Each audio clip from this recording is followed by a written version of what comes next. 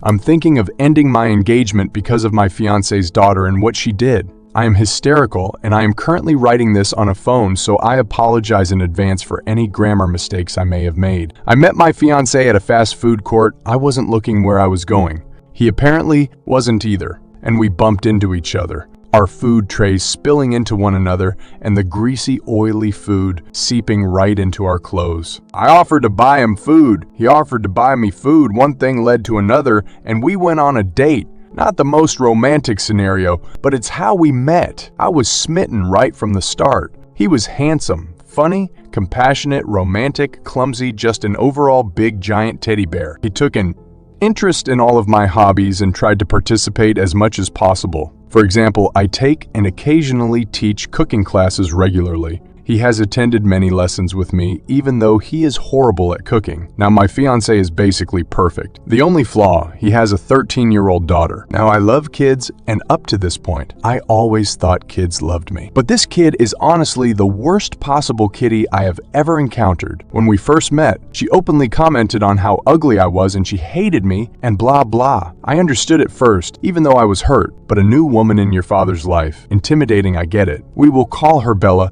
I was patient with her, allowed her to get away with a lot of stuff, which included hiding my personal belonging, insulting me any chance she could, locking me out of the house when it was raining. My fiance has scalded her over and over, but she never listens. She dats her eyes and cries to my fiance about how unfair it is, and he instantly melts. He is an amazing father, and they have a great bond. He has full-time custody, but her mother is still in the picture. She lives in a different state, so she only sees Bella 1 week at a time every 2 months, except holidays where Bella will stay. With her, for the entire month, I live for those times she is away. I was only with my fiance for 10 months before he popped the question. Bella was away during this time, but when she found out during our FaceTime call to her, she started crying and hung up. My fiance felt terrible, but he still managed to make it a romantic time until Bella came back. When I tell you, it felt like evil had entered the house. I felt shivers run down my spine. She never spoke a word to me unless it was to insult me, calling me a fat pig and saying how I would never look good in a wedding dress. I went into the bathroom and started crying. My fiance grounded her and consulted me. I thought we would eventually overcome this phase and try to get along. But no, things only got worse. One night, my fiance had to go away for the night for a work meeting. He asked if I could babysit. Though I was nervous, I agreed, as this might have been the moment Bella and I could bond. She asked if she could have friends over, and I let her. She said they wanted one of her friends' favorite foods, lasagna, for dinner. I spent all night in the kitchen making the lasagna for them from scratch, but when it was time for dinner,